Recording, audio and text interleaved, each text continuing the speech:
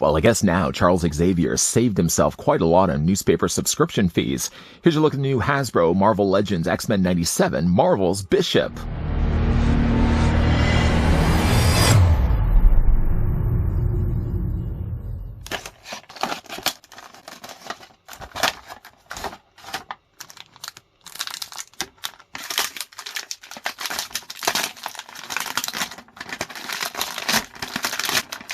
Bring the excitement and wonder of the Marvel Universe to your collection with the Hasbro Marvel Legends Marvel Bishop and other X-Men action figures. This collectible 6-inch scale action figure is detailed to look like Marvel's Bishop from Marvel Studios' X-Men 97. Marvel's Bishop Marvel Legends design and posable head, arms, and legs. The Marvel action figure comes with 3 accessories. Hasbro's Marvel action figures 6-inch scale make them great for posing and displaying in fans' collections.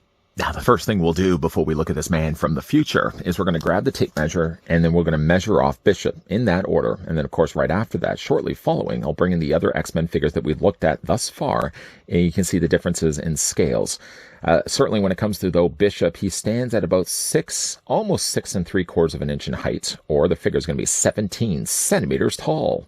Finally, saying now that we've completed this wave, having already looked at these figures in this particular order. First, we looked at Wolverine, and Wolverine just happens to also be as well the smallest figure, so you can even see how much bigger Bishop is compared to him. We also then moved on over to Gambit. Gambit is equally sized, in fact. Actually, I'll just put Gambit on this side so you guys can see. Like, with his hair on top of his cowl, I would say he's about the same height, if anything, to Bishop. Then from there, we actually then moved on to, I think it was Magneto or may have been Rogue. I think actually, in fact, it was Rogue. So let's try to stick in that order. Rogue, again, was a good-looking figure. I've got her actually attached onto a display stand just because I already know the hardships of trying to get her to stand on her own. Then we moved on to Magneto, and it becomes even more apparent just how short Magneto stands when you've got him compared against the big and the bulk of Bishop. And then we wrapped up our last several reviews with the second figure just to this one, and here's also what the figure looks along like with Storm. Now, unlike the last, 3 figures that we've looked at that have only been relegated to only swapped out hands, Bishop at least can say he comes included with his futuristic shotgun. We'll look at that first. I was actually surprised to see how very rubbery this is. It actually is about the rubberiness of taffy or licorice. It's pretty soft, but it's still nicely detailed, cast all nice in a very dark gunmetal gray. It can be held in his hand, though only this hand for right now, or it can also be holstered on the back of the figure's body.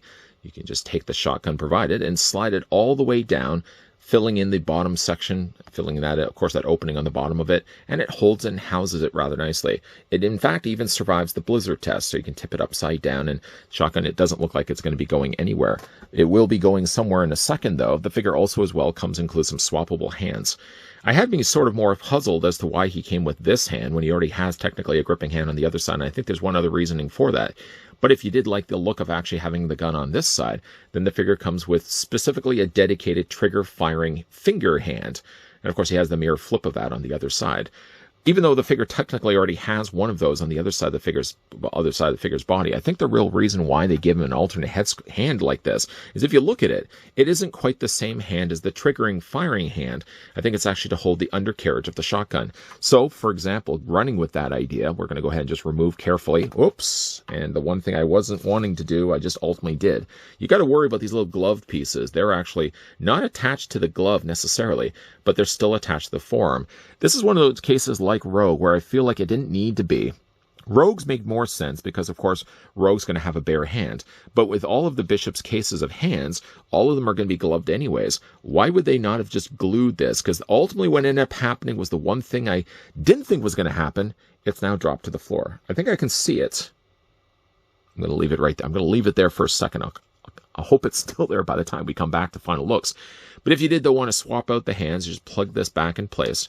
Then you can take yourself then the shotgun. And again, like the shotgun fits fairly well in the hands. You'll be happy to know at least that the plastic that they use for the hands is pretty malleable. It's pretty soft. And then we're going to go ahead and just bend the elbow. And then you can then take the other hand, which again made no sense initially, but I think it's more so just to hold the undercarriage of the gun because you can see like it holds it really quite well. If, though, you wanted just to, you can easily then swap it out. Although, really, unfortunately, in this case like this, you can only see that he has the one punching hand or the closed fist hand to go on this side of the figure's body. So he always really is going to have either a relaxed hand or kind of, I guess, a gestured hand on the one side. And then he's going to have then the dedicated trigger firing hands all on both this side and this side. You can also see as well, disappointed the fact I just dropped that glove piece.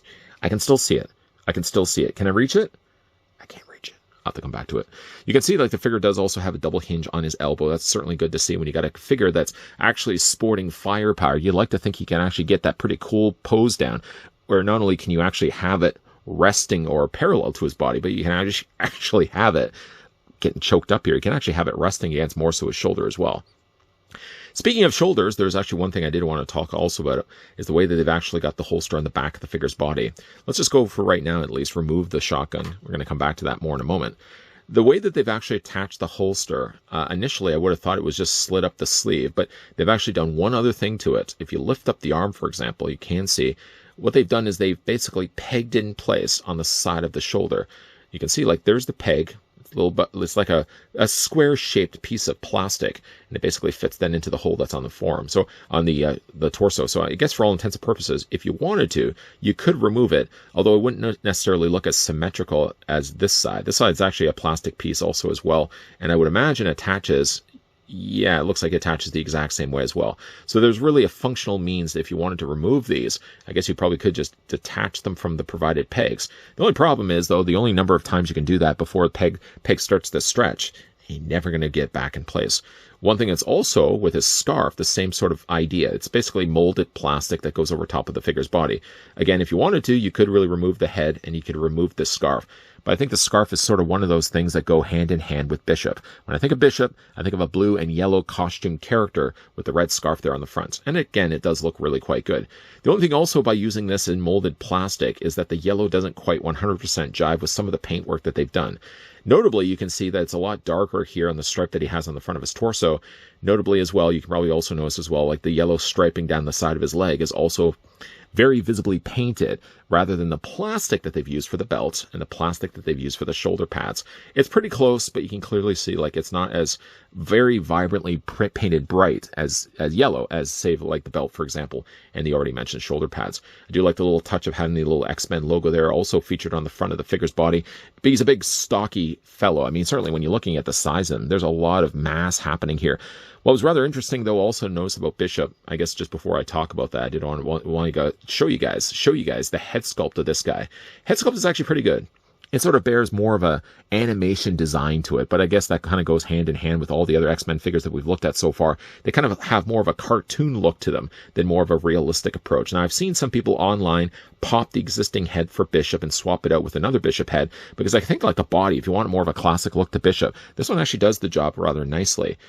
Going back, though, to the point, or actually just one last thing. I know I don't want to rush through the head sculpt. The head sculpt, for, again, what it is, you got the little M there printed on the side of his face. That looks good. It looks sharp. It looks clean.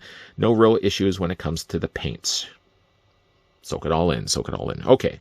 The one thing I did also want to talk about, strangely for Bishop, is if you look at his arms, just actually bringing up his arms, he's got these sort of cut-in areas to the plastic. Now, I don't know if this is a telltale indicator that there's been some retooling happening here, but you can kind of see, maybe it's also the way it came off the press. There's a very obvious outline right here and right around the bottom. And he seems to also have something very similar on this side. It could also just be the way it came out of the printing press, but there's some very obvious lines printed, left behind, I guess, from the mold casting on the torso of Bishop. Doesn't seem to be the case anywhere else.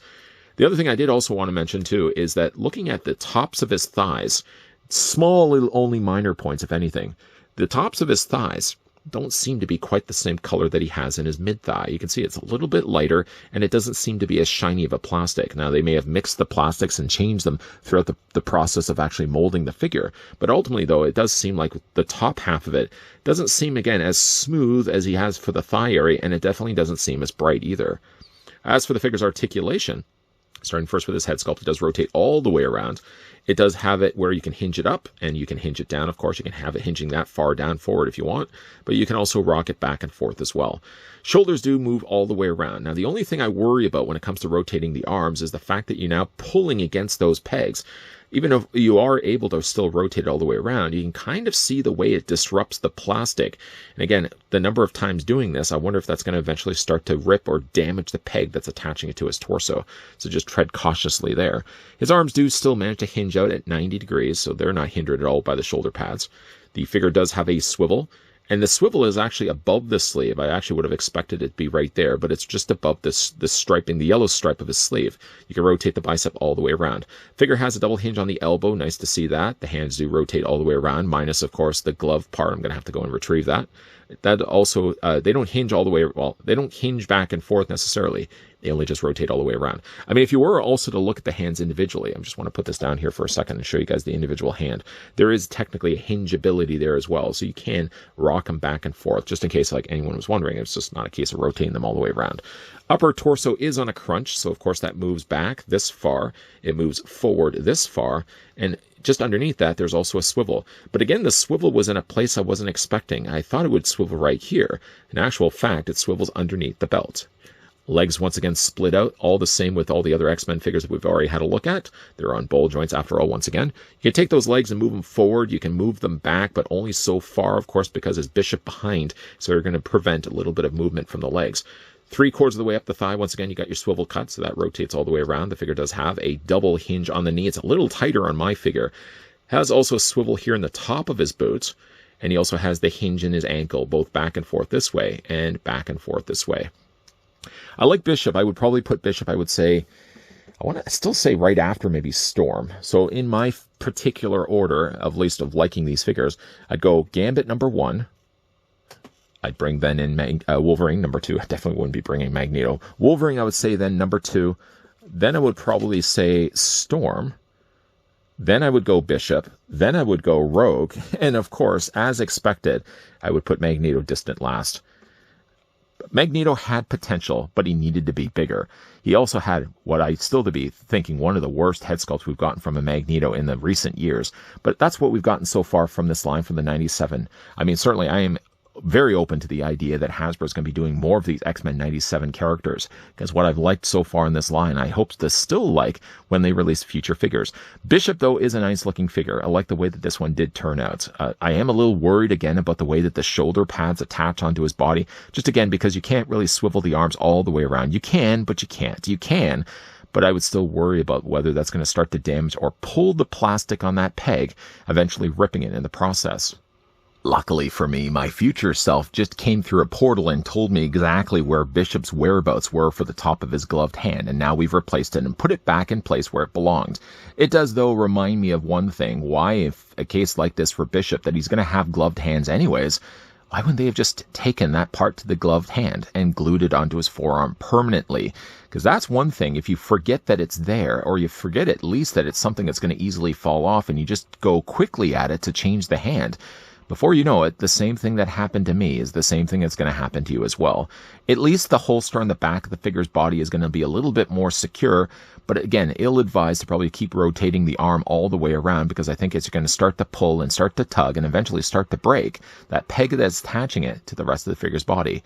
The coloring of the yellow is pretty good. It's pretty close. There are very obvious areas where you can see, like, hey, that part on the figure's body is molded yellow. Hey, that part on the figure's body is painted yellow.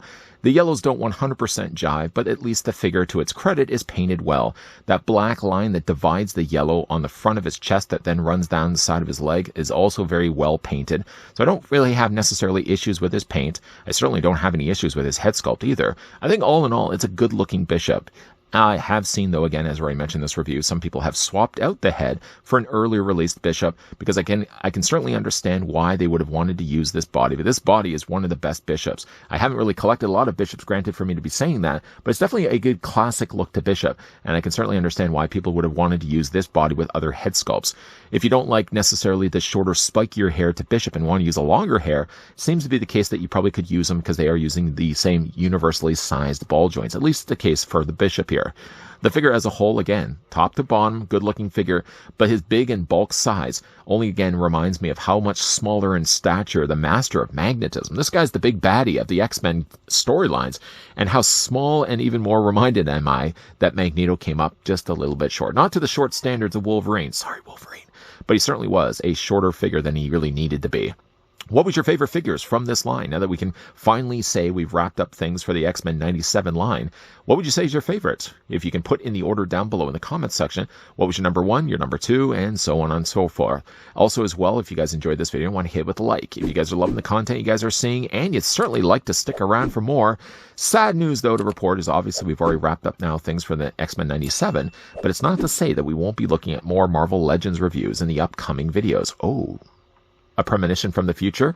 Probably a promise from the future. It's definitely going to be a lot more coming your way, guys. So as always, thanks for watching. See you guys next time.